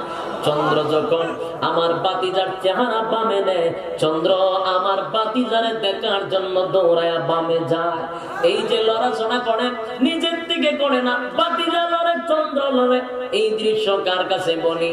এখান থেকে প্রমাণ হয় এটা কোন মানুষের দ্বারা সম্ভব না, এটা একমাত্র শ্রেষ্ঠ নবীর জন্য সম্ভব। আর এটা নবুয়তের দলিল। জোরে কোন ঠিক কিনা? এর যুবক ভাই, তোমার নবীর শান, তোমার নবীর শানটারে কয় গো? এখানে শেষ নয়, এখানে শেষ নয়। 1 থেকে 40 বছর নবী নীরবে জীবন যাপন করেছে, নীরবে জীবন যাপন করেছে। কোন নামাজের কথা বলে নাই, রোজার কথা বলে নাই, হজের কথা বলে নাই, পর্দার কথা বলে নাই, সুদের বিরুদ্ধে কথা বলে নাই, ঘুষের বিরুদ্ধে কথা বলে নাই। তাই সমস্ত মক্কা নগরীর মানুষ আল্লাহর পয়গম্বরকে বড় ভালোবাসতো, আল আমিন বলতো। কেন বলে? আমরা বোতল খাইলেও বাধা দেয় না, জেনা করলেও বাধা দেয় না, আকাম করলেও বাধা দেয় না। আমরার জন্য মুহাম্মদের চেয়ে ভালো আল্লাহর জমিনে কেউ নাই। মুহাম্মদ বড় ভালো। 40 বছর যখন হয়ে গেল, আল্লাহর পক্ষ থেকে এবার আওয়াজ আসলো, নবী গো আর লুকায়া না, এবার প্রকাশ্যে আপনি মানুষের সামনে বলে দেন, পরিচয় দিয়ে দেন। আজকের পর থেকে এই স্লোগান চলবে, লা ইলাহা ইল্লাল্লাহু মুহাম্মাদুর রাসূলুল্লাহ সাল্লাল্লাহু আলাইহি ওয়াসাল্লাম। ঘোষণা দিয়ে দেন, লা ইলাহা ইল্লাল্লাহ, নেই কোনো মাবুদ এক আল্লাহ ছাড়া, মুহাম্মাদুর রাসূলুল্লাহ সাল্লাল্লাহু আলাইহি ওয়াসাল্লাম আল্লাহর বান্দা এবং রাসূল। এটা মানুষের সামনে বলে দেন। আপনি মেসেজ দিয়ে দেন সবার কাছে। কয় বছর পরে? এখন ভালো করে একটু মনোযোগ দিয়ে শুনুন, ভালো করে মনোযোগ দিয়ে শুনেন। 40 বছর পরে কিন্তু কোরআন আসছে, তখন আজ জীবন পর্যন্ত কোন অভিযোগ নাই রাসূলের ব্যাপারে। কথা বুঝতেছেন? 40 বছরের আগে কোন অভিযোগ আছে? এবার নবীজি সবাইকে, গোত্রের সবাইকে দাওয়াত দিলেন, আগামীকালকে তোমাদের সামনে বক্তব্য দিব। নবীর কথা শুই না সব মানুষ এক জায়গায় জমায়েত হয়ে গেল, কারণ রাসূলকে তারা মানত, সম্মান করত। সব একত্রিত হয়ে গেল এক জায়গায়। নবী একটা উঁচু জায়গায় দাঁড়াইছে, সবাই নিচে দাঁড়াইছে। উঁচু জায়গায় কেন দাঁড়াইলেন? সবাই কেন নিচে দাঁড়াইলেন? নবীরে যেন সবাই দেখতে পারে, কথাগুলো যেন বুঝতে পারে। ঠিক নেই? আমার এখানে উসাদ কেন বসাইছে? আমার সম্মান বেশি দিকে, আপনারা মনে বেশি এখানে বসাইছে আপনারা সুবিধার্থে। আমি যদি উসায় না বসি, আপনারা কি আমার দেখবেন? না দেখলে কি আলোচনা শুনে মজা পাওয়া যায়? রাসূল একটু উঁচু জায়গায় দাঁড়াইছে, সবাই নিচে। নবীজি প্রথমেই বললেন, তোমরা আমার একটা কথা মনোযোগ দিয়ে শোনো। আমার গোষ্ঠীর লোকেরা, আমি যদি এই মুহূর্তে বলি আমার পিছনে সেনাবাহিনী আছে, অস্ত্র লইয়া দাঁড়ায় রয়েছে, তোমরা কি বিশ্বাস করবা? সব মানুষ এক বাক্যে বলেছিল, অবশ্যই বিশ্বাস করবো। কথা বুঝতেছেন? এই কথা বলার পরে রাসূল বলল, কেন বিশ্বাস করবা? তখন তারা বলল, 2টা কারণে বিশ্বাস করো। 1 নম্বর কারণ হলো, 1 থেকে 40 বছর আপনি আমাদের সাথে চলছেন, উঠছেন, বইছেন, খাইছেন, কোনদিন আপনার জবান থেকে একটা মিথ্যা কথা বলতে শুনি নাই। যারা বলতে না শুনলাম নাকি কালকে বলবে, তারা বলছে মিথ্যা কথা বলেন নাই, বেঈমানরা বলছে। কথাগুলি আর মনোযোগ দিয়ে। 40 বছর পরে রাসূল বললেন, আমার কথা তোমরা বিশ্বাস করো কেন? আমি মিথ্যা কথা বলছেন এই জন্য। 2 নম্বর কি? 2 নম্বর হলো, আপনি উঁচু জায়গায় দাঁড়াইছেন আর আমরা নিচে। পিছনে যদি কেউ তাকে, এটা আপনি দেখেন, আমরা তো শুধু আপনারা দেখি। আর আপনি 2 সাইড দেখেন, পিছনে দেখেন, সামনে দেখেন। এই কারণে বিশ্বাস করার 2 নম্বর কারণ। রাসূল তখন বললেন, তোমাদের কথার উপরে সিদ্ধান্ত হবে। তোমাদের নিজের মুখ দিয়ে বলছো আমি কোনদিন মিথ্যা বলি নাই, আজও যা বলবো মিথ্যা বলবো না, ভবিষ্যতে মিথ্যা বলি না, বলবো না। তারপর শোনো, তোমরাই বলেছ আমি উঁচু জায়গায় দাঁড়ানোর কারণে দুই সাইড দেখি। তাহলে শুনো, আজকের পর থেকে তোমরা আমাকে আর শুধু মুহাম্মদ বলে ডাকবে না। আমি মুহাম্মদের মধ্যে সীমাবদ্ধ নয়, আমাকে আজকের পর থেকে তোমরা মুহাম্মাদুর রাসূলুল্লাহ বলতে হবে। সুবহানাল্লাহ বলবেন না? আর আমার সঙ্গে তোমরা পড়ে নাও লা ইলাহা ইল্লাল্লাহ মুহাম্মাদুর রাসূলুল্লাহ সাল্লাল্লাহু আলাইহি ওয়াসাল্লাম। খুব মনোযোগ দিয়ে শুনবেন ভাইরা আমার, যদিও কষ্ট হয় ওয়াজের পয়েন্টটা ভালো করে ধরবেন। ঝামেলাটা কিন্তু এখান থেকে শুরু হয়। 40 বছর কোনো ঝামেলা নাই।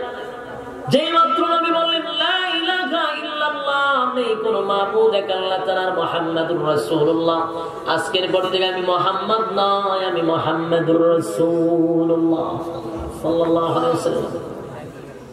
এই কথা বলার পর নবী বললেন, আজকের পর থেকে কথা বলো কোনদিন গাছের পূজা, মাছের পূজা, সূর্যের পূজা, চন্দ্রের পূজা, লিঙ্গের পূজা, বাবার পূজা, জড়ার পূজা, ল্যাংটার পূজা, কোন পূজা চলবে না, একমাত্র গোলামি চলবে আল্লাহ। একমাত্র গোলামি কার? আল্লাহর নবী বললেন, আমার গোত্রের লোকেরা ভালো করে শুন, আজকের পর থেকে কোন গাছের পূজা চলবে না, মূর্তির পূজা চলবে না, আজকের পর থেকে কোন বাবার পূজা চলবে না, চলবে কার? আল্লাহ। আর আমি হলাম ওনারই বান্দা এবং রাসূল। যেই মাত্র নবী এই কথা বলছে, সর্বপ্রথম আপন চাচা আবু লাহাব নবীর বিরুদ্ধে ফাতর নিয়ে দাঁড়াইছে। মুহাম্মদ, এতদিন খুব ভালো ছিল, তুমি তো অসুস্থ হয়ে গেছো। আসিনা নাউজুবিল্লাহ। এতদিন ভালোই ছিল, এখন তুমি অসুস্থ হয়ে গেছো, উল্টা পাল্টা বলতেছ। আমরা 360টা খুদা আমাদের, তুমি বলতেছো এক খুদা। কথা বুঝছেন? এরা বলে আমরা 360 খুদা, আর তুমি বলতেছো এক খুদা মানতে হবে। এতদিন তুমি ছিলা মুহাম্মদ, এখন হয়েছো রাসূল। এই সমস্ত উল্টা পাল্টা কথা বলতেছো, তোমার চিকিৎসার প্রয়োজন। এই কথা বলার পরে রাসূল বলেন, চাচা সুস্থ অবস্থায় ঠান্ডা মাথায় কথাগুলি বলতেছি। এই কথা বলার পরে আবু লাহাব পাথর নিয়ে রাসূলকে দাঁড়িয়ে গেলেন, মুহাম্মদ তুমি ধ্বংস হয়ে যাও। নাউজুবিল্লাহ। আমার কথা বুঝতেছেন? 40 বছর আগে ছিল আল আমিন, 40 বছর পরে ধ্বংস হয়ে যাও। তার কারণ কি? তার কারণ হলো এতদিন তুমি ভালো ছিল, 360 খোদার বিরুদ্ধে কথা বলো নাই। আমরা বুতল টানছি, কোনো বিরোধিতা করো নাই। আমরা গম চুরি, চাল চুরি সব করছি, বিরোধিতা করো নাই। এখন যেহেতু আমাদের খুদার বিরুদ্ধে কথা বলছো, এখন যেহেতু তুমি আমাদের বাপ দাদার ধর্মের উপরে আঘাত দিছ, সুতরাং তুমি সুস্থ নয়, তুমি অসুস্থ। আজকে তো একই সিস্টেম। উলামায়ে কেরাম খুব ভালো, শুকরানা মাহফিল হয় উলামায়ে কেরামদের নিয়ে। আমরা উলামায়ে কেরাম তেল মাছতে মাছতে এমন একটা পর্যায়ে গেছি, আদরের শেষ নাই, মিষ্টি আমাদের বলে হেমতো বলে আদরের শেষ নাই। যখন শর্ত হাসিল হয়েছে, এখন গার মত খাইয়া দিব। বুঝো নাই কথা? 40 বছর আগে নবী ছিল আল আমিন, 40 বছর পরে পাথর নিয়ে দাঁড়ায় মারার জন্য। কিছুদিন আগে উলামায়ে কেরামদের প্রশংসা শেষ নাই, এখন উলামায়ে কেরামকে যেখানে পায় সেখানে বলে খেলা হবে, খেলা হবে, খেলা দেব ভালো কথা, কিন্তু প্লেয়ার নেই। যে বক্তব্য দেয় এর সামনে তো 5 জন মানুষ বসা, 5 জনের প্রশাসন। তো তুমি যে কেউ তাই প্লেয়ার তো লাগবে। কি আজীব অবস্থা। আমি তো কোনো নেতা না, আমি কোনো জীবনে রাজনীতিও করি না। আমিও যদি একটা ভালো একটা পপারে আসি, এর সে 3 ডাবল মানুষ হয় না? বক্সগঞ্জ আমি আশরাফি আসলে 3 ডাবল মানুষ হয়। আমরা তো নেতাও না, কিন্তু যেই বড় নেতা ওইয়া যদি খেলা হবে তার সমাবেশে 5 জন মানুষ নাই। আর আল্লাহ তোমাদেরকে কিভাবে দেখাইতে হবে? তুমি যার বিরুদ্ধে কথা বলো এর একজন আদনা, এদের মধ্যে একেবারে নিম্ন স্তরের একজন বক্তা হলো আশরাফি। এই আশরাফির মাবিলে যদি এই মানুষ হয়, আশরাফির বড় যারা আছে এরা ডাক দিলে তোরে হাসরের মাঠ হয়ে যায়। বুঝো না কা মাথার ধরে না, মাথার ধরবো কেমনে? মাথার কিভাবে ধরবো? খেলা হবে তো, খেলা কেন হইতো প্লেয়ার না থাকলে। যুবক ভাই, আল্লাহর নবী বিশ্ব নবীকে 40 বছর আগে বড় বালা 40 বছর পরে মদের বিরুদ্ধে কথা, সুদের বিরুদ্ধে কথা, ঘুষের বিরুদ্ধে কথা, পর্দার ব্যাপারে কথা, সুরের বিরুদ্ধে কথা বুঝেন নাই? এর আগে কিন্তু এগুলোর বিরোধিতা করছে না। 40 বছর পরে যখন দর্শনের বিরুদ্ধে কথা বলতে লাগলেন, সুদের বিরুদ্ধে কথা বলতে লাগলেন, ঘুষের বিরুদ্ধে কথা বলতে লাগলেন, সুরের বিরুদ্ধে কথা, যারা চাল চুরি করে, ডাল চুরি করে, তেল চুরি করে, তাদের বিরুদ্ধে যখন কথা বলতে লাগলেন, তখন ওই তো নবীরে পাথর নিয়ে দাঁড়াইছে মারার জন্য। আজকে ওলামায়ে কেরাম হক কথা বললে জায়গার মধ্যে দিবে না রে ভাই, আমরা তোমাদের বিরোধিতা করি না, তোমরা মুসলমান, আমরা মুসলমান, তোমরা আমার ভাই। কিন্তু যে জিনিসটা বুঝো না সেটাই আমরা বুঝাইতে চাই। আমরা 30 বছর 20 বছর 15 বছর মাদ্রাসায় পড়ে যে জিনিসটা বুঝছি এটাই বুঝাইতে চাই, কিন্তু আমাদেরকে তোমরা ভুল বুঝে এই সমস্ত গালাগালি যে করছো, জাতি তোমাদেরকে ভালো করে চিনা রাখছে। বাংলাদেশ স্বাধীন হওয়ার পরে আলেমদেরকে এইভাবে কেউ গালি দিছে না। যে পরিমাণ গালাগালি তোমরা করলা, কার বিরুদ্ধে গালাগালাজ করলাম? যে তোমার বাবার জানাজা পড়ায় তারে তুমি গালি দিলা, যে তোমার মার বিবাহ পড়ায় দিছে তারে গালি দিলা, যে তোমার সন্তানের নাম রেখে দিল তারে গালি দিলা। তুমি যে মরে যাইবা জানাজা কে পড়াইবে? যারে গালি দিছো তুমি বক্তব্য দিয়ে যাইবা, কোনো আলেম দিয়া জানাজা পড়ায়ও না। কুত্তাও মরে, বিলায় মরে, আমি ওইভাবে মরবো, আমার জানাজা পড়ায়ও না। কারে গালি দাও? গালি দেওয়ার আগে পিছনে একবার ভেবে দেখো, এই করোনা মহামারীতে কত মানুষ করোনায় আক্রান্ত হইয়া হসপিটালে পড়ে রয়েছে, কেউ ধরে না। কত মহামারীর যখন লকডাউন শুরু হয়েছিল দেখছেন না, কত মানুষ মরে ঘরের ভিতরে পড়ে রয়েছে, সন্তান যায় না, এরা নিজের স্ত্রী লাশের কাছে যায় না, পচে গলে থাকতো। আমাদের উলামায়ে কেরাম গোসল পড়াইয়া, কাফন দাফন পড়াইয়া, জানাজা পড়াইয়া দিছে। তুমি তাদের বিরুদ্ধে কথা বলতে চাও? এর যুবক ভাই, আল্লাহর পয়গম্বর 40 বছর খুব জনপ্রিয় ছিল, সবাই মহব্বত করত। যখন আল্লাহর পক্ষ থেকে বলা হইল আপনি কথাগুলি তুলে ধরেন, তখন নবীর বিরুদ্ধে দাঁড়িয়ে গেল। উলামায়ে কেরাম নিজের থেকে বলে না, কোরআনের কথাগুলি যখন বলতে যায় তখনই আমাদের উপরে বাধা আসে। এর যুবক ভাই, আবু লাহাব বললেন ধ্বংস হয়ে যাও। আল্লাহ বললেন নবী গো কাঁদেন না, কাঁদেন না, আপনি মন খারাপ করেন না, আপনারে বলছে আপনি ধ্বংস হয়ে যাওয়ার জন্য।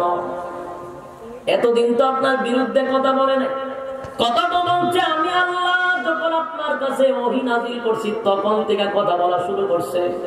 তাহলে দুঃখটা শুধু আপনার না, এটা আমারও। আপনার বিরুদ্ধে কথা বললে আমি আল্লাহ বরদাস্ত করতে পারি না। আমার বান্দা যদি আমার গালি দেয় আমার কষ্ট লাগে না, কিন্তু আমার বন্ধুরে যদি কেউ গালি দেয় গো আমি বরদাস্ত করতে পারি না। আপনারে বলছে ধ্বংস হয়ে যাওয়ার জন্য, আমি আল্লাহ দাঁত ভাঙা জবাব দেওয়ার জন্য সূরা লাহাব নাযিল করে দিলাম।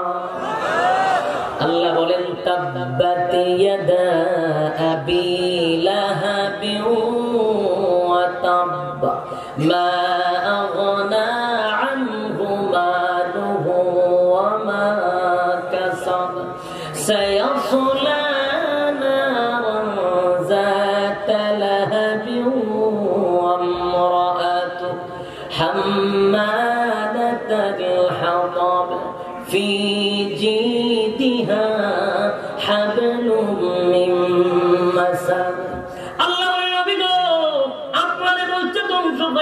জন্য আমি আল্লাহ ওয়াদা দিলাম আবু লাহাবের দুনো হাত ধ্বংস হয়ে গেছে।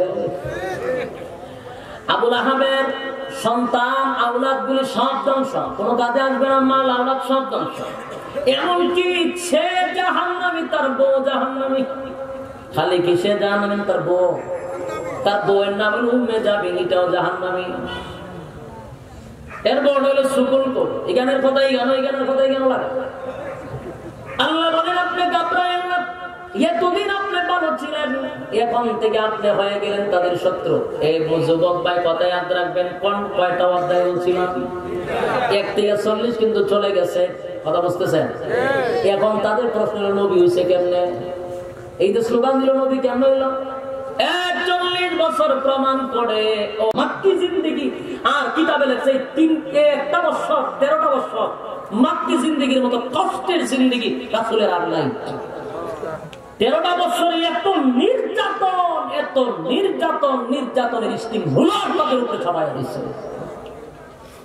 আজকে তো আমরা ইসলাম পাইছি, রেডি ইসলাম, রেডি কমপ্লিট ইসলাম পাইছি। আর ইসলাম কায়েম করতে গিয়া আল্লাহর নবীর শরীর দিয়া রক্ত জড়াইছে। আর আমরা এখন মনে করি লম্বা পাই, 7 লম্বা ফাঁক দিয়ে একটা লাগাইছি, মাশাআল্লাহ দাঁড়িয়ে আছে, তসবিহ একটা আছে, সুবহানাল্লাহ। ইসলাম কায়েম হয়ে গেছে। এই হেফাজতে ইসলাম কায়েম করা সম্ভব? এইভাবে যদি ইসলাম কায়েম হতো তাহলে আল্লাহর রাসূলের চেয়ে বুজুর্গ আর কেউ ছিল? কথা বলেন না কেন? এই নবী যদি লম্বা দরবেশ হয়ে হক বলা হয়ে ইসলাম কায়েম করার এই সিস্টেম থাকতো তাহলে নবী দোয়া করলেই যথেষ্ট ছিল। নবী যদি বলতেন আল্লাহ ইসলাম কায়েম করে দাও, দোয়া কবুল ছিল। কিন্তু নবী রক্ত কেন জড়াইল? আর আজকে আমরা ফাগরি লাগায় দরবেশগিরি সাইদা খানকার ভিতরে বইয়ে ইসলাম প্রচার করতে চাই। এই সাইড দেওয়ালের ভিতরে ইসলাম প্রচার হয় না, ভণ্ডামি হয়। আল্লাহর রাসূল খানকার ভিতরে থেকে ইসলাম প্রচার করে নাই, 27টা যুদ্ধে অংশগ্রহণ করেছেন। ইতিহাস থেকে শিক্ষা গ্রহণ করো। শুধু খানকার ভিতরে বৈশাখ ডিমের আলী গড়ে নাই, মুরগি গড়ে নাই। আল্লাহর রাসূল নিজের তরবারি নিয়ে বেঈমানদের সঙ্গে যুদ্ধ করেছে ইসলাম জিন্দা করার জন্য। আজকে আমরা রেডি ইসলাম পাইছি না, মন গড়া ইসলাম পালন করতেছি, মন গড়া। অথচ রাসূলের রেখে দেওয়া ইসলাম আমরা পালন করতেছি না, পালন করতেছি মন গড়া ইসলাম। এজন্য আমি তোমাদেরকে বলি 13 বছরের জিন্দেগি পড়ো। রক্ত দিছে নবী, রক্ত দিছে সাহাবায়ে কেরাম। নির্যাতন কারে কয়? 13টা বছর শুধু নির্যাতন সহ্য করছে। আল্লাহর পক্ষ থেকে অর্ডার আসছে, প্রতিবাদ করা যাবে না। কথা বুঝতেছেন? কি করা যাবে না? শুধু মার খা। হ্যাঁ, মার খাইছে।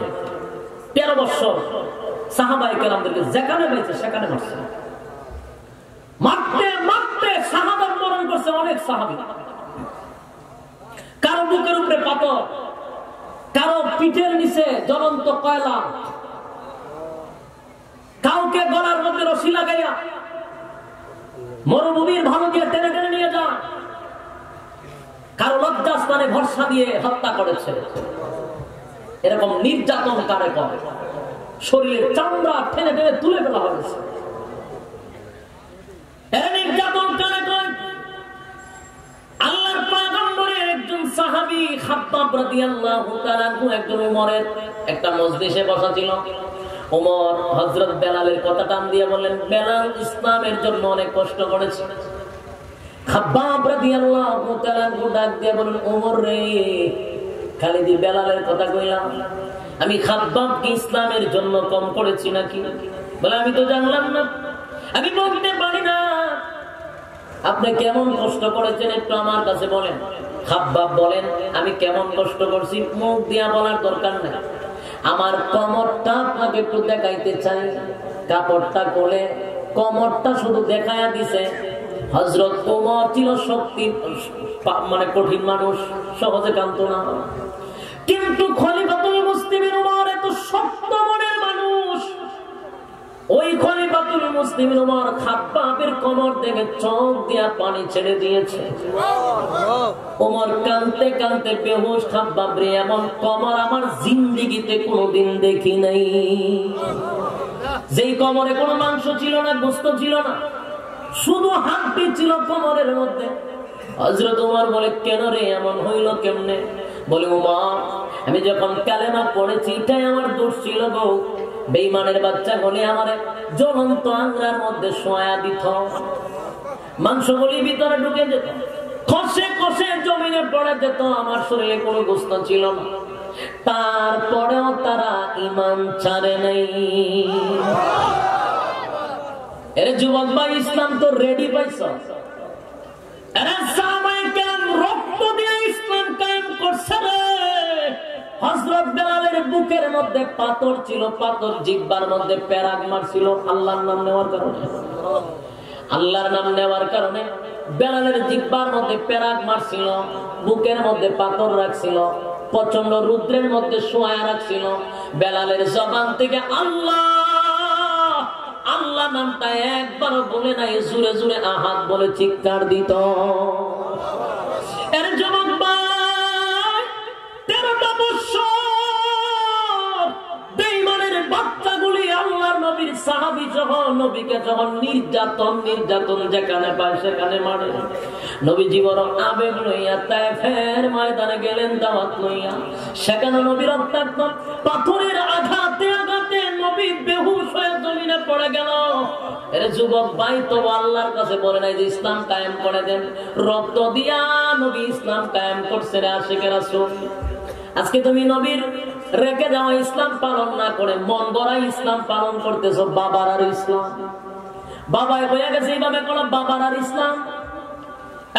ইসলাম বাবাদের। সাহাবায়ে কেরাম বুক দিয়া তীর আটকাইছে, একটা তীর, দুইটা তীর নয়, 30টা তীরের আঘাত লইয়া বুকটা জাজরা হয়ে গেছে, জাজরা হয়ে গেছে রে, বুকটা জাজরা হয়ে গেছে। পিছন দিকে লামে না, একজন সাহাবী এসে বলে, বাইরে আমার একটু সুযোগ দে, তুই তো কিয়ামতের ময়দানে আশিকে রাসূল হইয়া আল্লাহর সামনে দাঁড়ায়া যাইবি রে, আমার একটু সুযোগ দে না, আমিও যেন জান্নাতে যেতে পারি। ওই তালহা বলেন, না না, আমার শরীরে এক বিন্দু রক্ত থাকতে পিছন দিকে যাব না, আমি যখন শাহাদাত বরণ করব তখন তুমি নবীরে সেভ করার জন্য সামনে দাঁড়িয়ে যেও। একটা দুইটা চতুর্দিকে নবীকে মারার জন্য তীরের আঘাত, তীরের আঘাত। এক পর্যায়ে যখন তীর দিয়া পারল না, উপর থেকে বড় একটা পাথর নবীর মাথার উপরে তারা ছেড়ে দিল। নবীর মাথার উপরে লোহার একটা হেমলেট ছিল, হেমলেটটা ভেঙে নবীর মাথা মুবারক দিয়া ঢুকে গেছে। নবী ব্যথা সহ্য না করতে পেরে জমিনে পড়ে গেছে। এরা একটা গর্তের ভিতরে নবী পড়ে যায়, কোথাও নবীরা দেখা যায় না গো।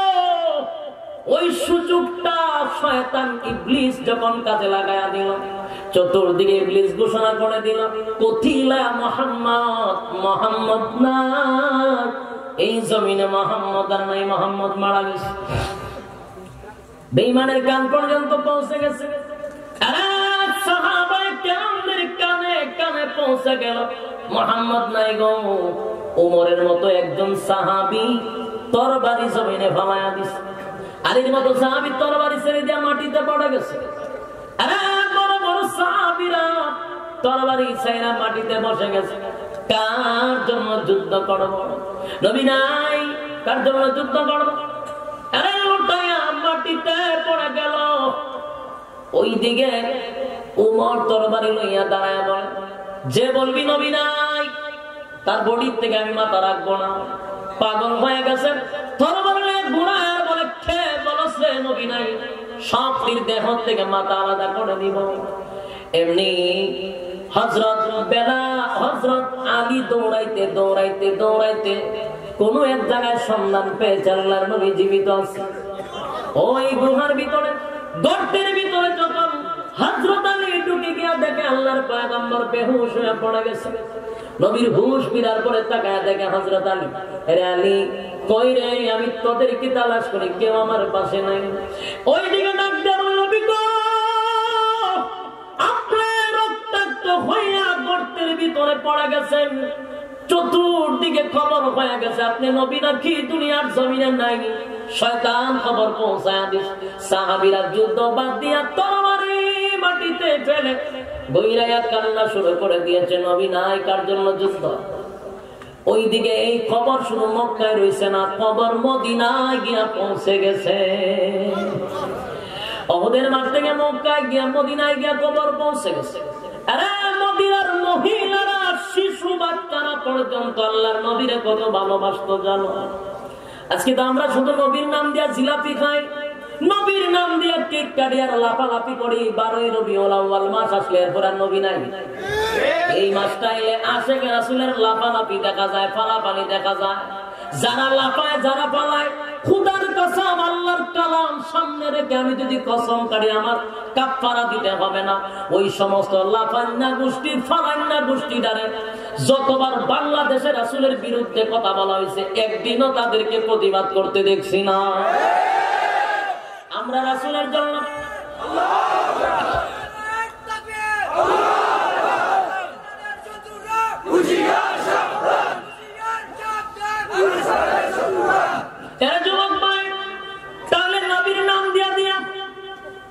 নবীর নাম ইউজ করে তারা স্বার্থ হাসিল করতে চায়। নবীর বিরুদ্ধে কথা বললে প্রতিবাদ করে না। এটার নাম মহব্বত না, এটার নাম ভালোবাসা না, এটার নাম ধোঁকাবাজি। নেক্সট সূরাতে ধোঁকা। সাহাবায়ে কেরাম নবীর শান জানতো, নবীরে ভালোবাসতো কেমন শোনো। আওয়াজ যখন মদিনায় পৌঁছে গেছে, মদিনার ছোট বাচ্চা, মদিনার যুবতী মহিলারা, বৃদ্ধ মহিলারা পাগলের মতো আল্লাহ বেশে মহুদের ময়দানে দৌড়ায়। হ্যাঁ, আমার দিনের নবীরা কি দুনিয়ার জমিনে সন্তানগুলিকে রেখে পাগলের মতো ওহুদের ময়দানে দৌড়ায় রে, ওহুদের ময়দানে দৌড়ায়।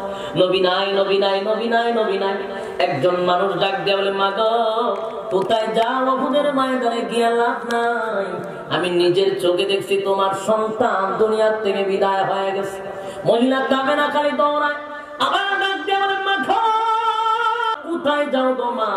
দিয়ে ওহুদের ময়দানে কোনো লাভ নাই। আমি নিজে দেখে আসছি তোমার স্বামী দুনিয়ার থেকে বিদায় হয়ে গেছে, তোমার সন্তান দুনিয়ার থেকে বিদায় হয়ে গেছে। মহিলা যাবে না। আরেকবার ডাক দিয়ে বলে, মা যাইও না, তোমার বাবা দুনিয়ার থেকে বিদায় হয়ে গেছে। মহিলা এবার ডাক দিয়া বলে, রে সাহাবীরা, আমি কি তোদের কাছে একবারও জানতে চেয়েছি আমার সন্তান কেমন আছে, স্বামী কেমন আছে, বাবা কেমন আছে? একবারও জানতে চাই নাই। বল উহুদের ময়দানে আমার দিনের নবী কেমন আছে? এটা ছিল নবীর প্রতি মহব্বত। আমি শুধু তোমাদের ঘুমন্ত ঈমানটাকে একটু জাগায়া দেওয়ার জন্য কথাগুলি রিপ্লাই করতেছি। আমার তোমরা তো জানো বাংলাদেশের 96% মুসলমানের দেশে আমার নবীরে বারবার কটূক্তি করা হয়। এটার কোনো ট্রাইব্যুনাল নাই, এটার কোনো বিচার নাই। কিন্তু এদেশে কোন নেতার বিরুদ্ধে কথা বললে 24 ঘন্টার ভিতরে তাকে রিমান্ডে নেওয়া হয়, ফাঁসির কাস্টে ঝুলানো হয়। তাহলে তোমার নেতার বিরুদ্ধে কথা বললে আইন আছে। আমার নেতা হতো মুহাম্মদুর রাসূলুল্লাহ সাল্লাল্লাহু আলাইহি ওয়াসাল্লামের বিরুদ্ধে কথা বললে আমারও তো মন চায় তার জিহ্বাটা কুস্তার নাস্তা বানায়া দেই। তোমার নেতার প্রতি যেমন মহব্বত, আমার নেতার প্রতি আমার মহব্বত। তোমার নেতার বিরুদ্ধে কথা বললে তোমার সহ্য হয় না, আমার নেতার বিরুদ্ধে কথা বললে মনে হয় তোমার গাট্টা মস্কায়া দেই। সাবধান, আমার নবীর বিরুদ্ধে কথা বললে এটা সহ্য করা যাবে না। তাই যুবককে বলি, নবীর শান জানো, নবীর শান জানো, নবীর শান সম্পর্কে জানা দরকার। সাহাবায়ে কেরাম জানতে, তাই ডালের বদলা বুক তারা দিয়া দিছে। নবীর বিরুদ্ধে কেউ কথা বললে জীবন দিয়া দিছে। এই যুবক ভাই, শেষ কথাটা হলো, নির্যাতন সহ্য করতে করতে করতে 13টা বছর। এরপর আল্লাহর পক্ষ থেকে অর্ডার আসলো, নবী গো, আপনি মক্কা ছেড়ে হিজরত করে মদিনায় চলে যান। রাতে রাতে গভীর রজনীতে আবু বকরকে লইয়া নবী হিজরতে গেলেন। লম্বা ঘটনা শুধু বুঝাইতে চাই। হিজরত করার জন্য মক্কা ছেড়ে মদিনায় চলে গেল। সেখানে যাওয়ার পরে নবীরে পাইয়া মদিনার মানুষ আনন্দের সীমানা, এত আদর, এত সম্মান। কিন্তু ওই বেঈমানের বাচ্চাগুলি মক্কার থেকে নবী, মায়ের দেশ, বাবার দেশ, মায়ের দেশ, মক্কা নগরীর থেকে, বাবার দেশ মক্কা নগরীর থেকে বিদায় লইয়া রাত্রের আধারে মদিনায় হিজরত করে গেল রে। সেখানেও বেঈমানগুলি নবীরে শান্তি দিল না। আবু জাহেল বলে মুহাম্মদ পালাইয়া রাত্রের বেলা চলে গেল মদিনায়, আমরা তারা সেখানে থাকতে দিব না, হামলা করতে হবে, প্রতিশোধ দিতে হবে। তারা যখন রেডি হলো, নবীকে মারার জন্য পরিকল্পনা নিল, কৌশল করলো কিভাবে মারা যায়। এমনি আমার আল্লাহ জিব্রাইলের মাধ্যমে কবর চড়াইয়া দিল। নবী গো 13টা বছর নির্যাতন সহ্য করেছেন, 13 বছর নির্যাতন সহ্য করেছেন। আমি আল্লাহ বলেছি প্রতিবাদ করবেন না, তাই প্রতিবাদ করেন নাই। কিন্তু এবার আপনাকে মারার জন্য মক্কা থেকে মদিনায় আসবে, আর আপনাকে আমি বলবো না নীরবে থাকেন। এবার পাগড়ি মাথার থেকে কোমরে বাঁধে। কথা বুঝতেছেন? ওলামায়ে কেরামের পাগড়ি যতদিন মাথায়, আমাদের সে ভদ্র কেউ নাই, আমাদের সে ভালো মানুষ কেউ নাই। মৌলবাদী বলো দুঃখ নাই, জঙ্গিবাদী আমাদেরকে অপবাদ দিচ্ছ, মিথ্যা অপবাদ, জঙ্গি জঙ্গি বইলা বাহিরের দেশগুলির ভাবমূর্তি নষ্ট করতেছো তোমরা। এদেশে কোনো জঙ্গি নাই, এদেশে কোনো মৌলবাদ নাই, জঙ্গি নাই, এরপর আমাদেরকে অপবাদ দিচ্ছ। তালেবান নাই, তালেবানের অপবাদও দিচ্ছ, অসুবিধা নাই, দিতে থাকো। কিন্তু বারবার গায়ে পাড়া দিয়ে যুদ্ধ করতে চাইলে পাগড়ি আর মাথায় থাকবে না, কোমরে বাঁধা হবে। কোমরে যেদিন পাগড়ি কোমরে বাঁধা হবে, খোদার কসম পালাইবার রাস্তা পাবি না। বারবার গায়ে পাড়া দিবেন না।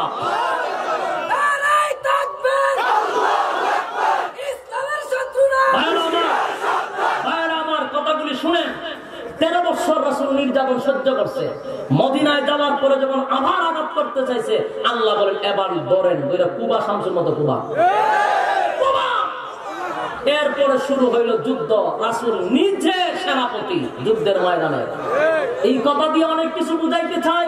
আজকে যারা হাতে তসবিহ, মাথায় পাগড়ি, খানকাতে বৈশা হক মাওলা বলে ইসলাম প্রচার করতে চান, স্পষ্ট আপনাদেরকে বুঝাইতে চাই, খানকায় বসে ইসলাম প্রচার হয় না। খানকায় আপনি পীর হবেন, ময়দানে পীরের মতো কাজ করতে হবে, ঠিক কিনা? শুধু আলী ডিমের আলী বললে চলবে না।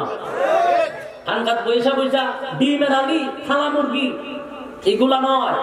রাসূল খানকাতেও ছিলেন, ময়দানেও ছিলেন। তোমার ময়দানে থাকতে হবে, তোমার ময়দানে পাওয়া যায় না, খালি খানকার ভিতরে পাওয়া যায়। এমন ভণ্ডামি করে সাধারণ মানুষের ঈমান কেউ নষ্ট করার সুযোগ কেউ দিবেন না ইনশাআল্লাহ। আল্লাহ রাব্বুল আলামিন আমাদের এই কথাগুলির উপরে বলনেওয়ালা শুননেওয়ালা উভয়কে সহি আমল করার তৌফিক দান করুক। সকলে বলে আমিন। আমার অনেক সময় আপনাদেরকে আমি দিয়েছি, প্রায় 1.5 ঘন্টা, প্রায় 2 ঘন্টার মতো। আপনারাও বসে আছেন মৌমাছির মতো। আমি আরো আপনাদেরকে ঘন্টাখানেক সময় দিতাম, কিন্তু কালকে আমার দিনের বেলা প্রোগ্রাম, দিনের বেলা আছে, মাগরিব পড়া আছে, শেষে আছে 3টা প্রোগ্রাম। এখন আছে আপনাদের কুমিল্লা, যাইতে হবে হবিগঞ্জে, যাইতে ফজর আযান করবই আমার।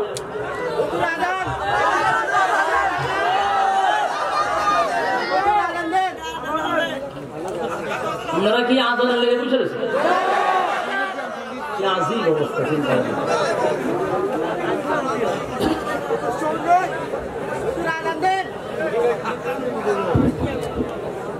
আজান আজান এটা একটা রোগ হয়ে গেছে না? প্রত্যেক মাহফিলে আজান দেন, এরপর আপনারা আবদার করেন আমি দেই। কেন দেই? দূর দূরান্ত থেকে অনেক ভক্ত, আজানের আলাদা কিছু ভক্ত আছে, ঠিক না? কিছু ভক্ত ভাই আজান দিলে গেলাম, তো অনেক ভক্তবৃন্দ আছেন, মহব্বতে আসেন, আমি আবদার পুরা করি। কিন্তু ওই এগুলো মিডিয়াতে আমি না করে ছাড়ার জন্য এই আজান মিডিয়াতে গেলে কয় হ্যাঁ খালি আজান দেয়। অত আজান কিন্তু বয়ানের শেষে হয়, ঠিক না? কিন্তু এরা আজান দিতে হয় এমন ওয়াজই করে খালি আজান দেয়। এই জন্য আপনাদের আবদার রক্ষা করবেন ইনশাআল্লাহ, কিন্তু মোনাজাত করে যাওয়া দরকার। যারা ওয়াজ শুননা গেল না মোনাজাত ছাড়া, এরা বাদ খায় হাত ধুইল না, ঠিক না? বাদ খাইলেন হাত ধুইলেন না, যেমন ওয়াজ শুনে দোয়া করলেন না তেমন। কি লাভ হইল? এতক্ষণের বরকত হয় মোনাজাতের মাধ্যমে, ঠিক না? 1.5 ঘন্টা বসতে পারলেন, 2 ঘন্টা বসতে পারলেন, আর 10 মিনিট মোনাজাতে বসতে পারেন না। এটাই বোঝা যায় খেয়ে ইখলাসের নিয়তে আসছে, ঠিক নেই? এটাই পরীক্ষা। বসেন, ইনশাআল্লাহ মোনাজাত হবে, তারপরে যাবেন। পারবেন তো ইনশাআল্লাহ? ইকো বাড়ান, ইকো বাড়ান, ইকো বাড়ান। এর পক্ষে ঘান ঘাই বলে আমি বিদ্রোহী, সত্যের পথে ডাকি বলে আমি বিপ্লবী। কোরআনের কথা বলি তাই বলে আমাকে মৌলবাদী, জিহাদের কথা বলি তাই বলে আমাকে জঙ্গিবাদী। জিহাদ নাম শুনলে হয়ে আমরা জঙ্গিবাদী। নামাজ যেমন ফরজ, বেঈমানদের পক্ষে জিহাদ করা ফরজ। এটা অস্বীকার করলে ঈমান থাকবে না। সত্যের পক্ষে গান গাই বলে আমি বিদ্রোহী, সত্যের পথে ডাকি বলে আমি বিপ্লবী। কোরআনের কথা বলি তাই বলে আমাকে মৌলবাদী, জিহাদের কথা বলি তাই বলে আমাকে জঙ্গিবাদী। আমি বিদ্রোহী, বিদ্রোহী বিপ্লবী মৌলবাদী, কেন জঙ্গিবাদী? বিদ্রোহী বিপ্লবী মৌলবাদী, আমি কেন জঙ্গিবাদী? জন্মের পরে কানে আজান কি দেইনি, তুমি মৌলবাদী যারা হওনি।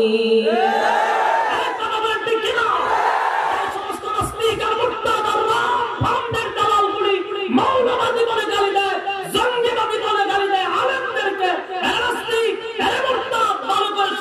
জন্মের সময় কে তোর কানে আজান দিয়েছিল? মৃত্যুর পরে তোর জবাবে কে করবে? জবান দিয়ে বল শুনি। মৌলবাদী বলার আগে ভালো করে বোঝার চেষ্টা কর, ঠিক কিনা বলেন? জন্মের পরে কানে আজান কি দেয়নি, তুমি মৌলবাদী যারা হওনি। তবে মরণের পরে জানাজা পড়াবে, তবে মরণের পরে জানাজা পড়াবে, তখন কোথায় পালিয়ে যাবি? বিদ্রোহী, বিদ্রোহী বিপ্লবী মৌলবাদী, কেন জঙ্গিবাদী? বিদ্রোহী বিপ্লবী মৌলবাদী, কেন জঙ্গিবাদী? এই আওয়াজে সঙ্গীত চলত। গুরুস্থান গুরুস্থানও পয়সা আমার কত বেতাম, এতে মোনাজাত বালা পুরো শরীর করেন। আমি ওয়াজ করে হারা বই আর মোনাজাত মুখ বান্ধে।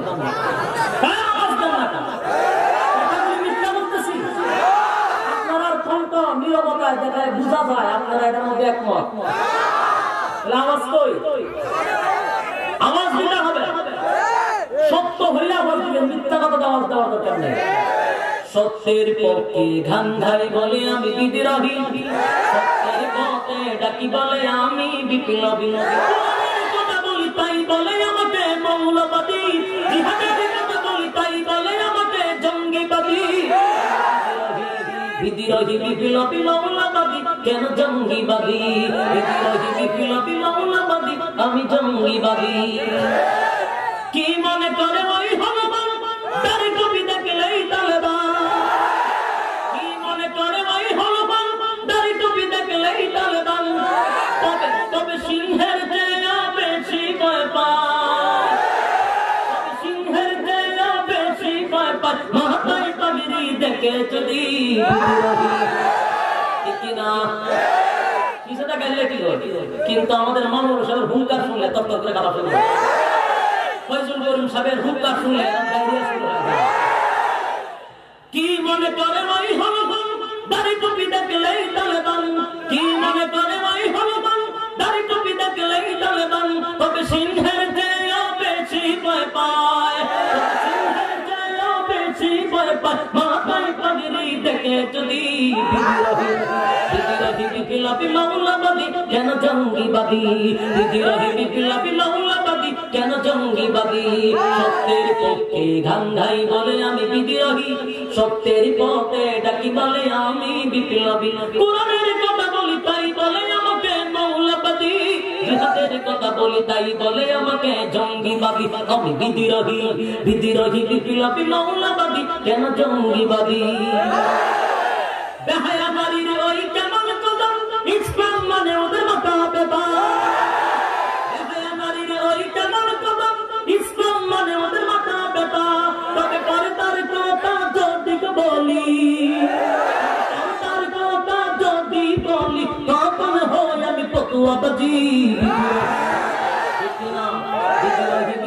মাওলাবাদী কেন জঙ্গিবাদী বিদ্রোহী বিপ্লবী মাওলাবাদী কেন জঙ্গিবাদী সত্যের পক্ষে গান্ধাই বলে আমি বিদ্রোহী সত্যের পক্ষে ডাকি বলে আমি বিপ্লবী কোরআনের কথা বলি তাই বলে আমাকে মাওলাবাদী জিহাদের কথা বলি তাই বলে আমাকে জঙ্গিবাদী বিদ্রোহী বিদ্রোহী বিপ্লবী মাওলাবাদী কেন জঙ্গিবাদী বিদ্রোহী বিপ্লবী মাওলাবাদী আমি কেন জঙ্গিবাদী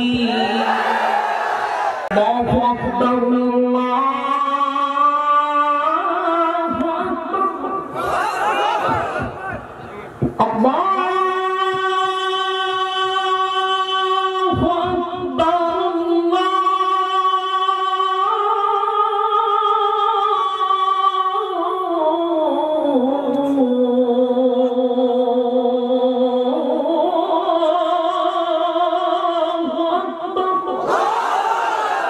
أشهد أن لا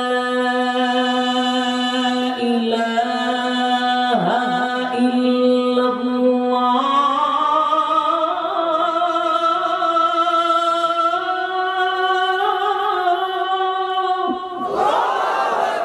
أشهد أن لا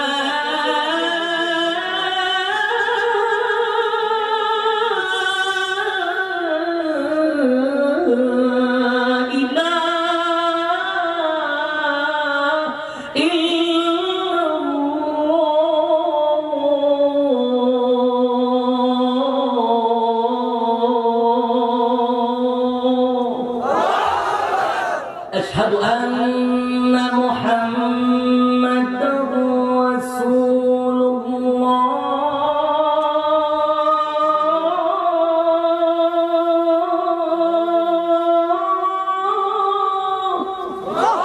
أشهد أن محمدا رسول الله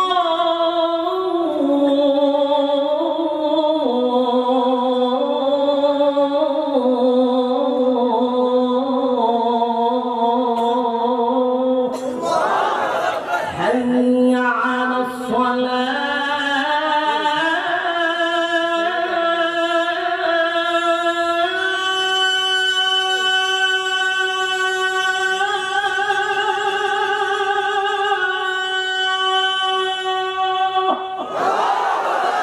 حي على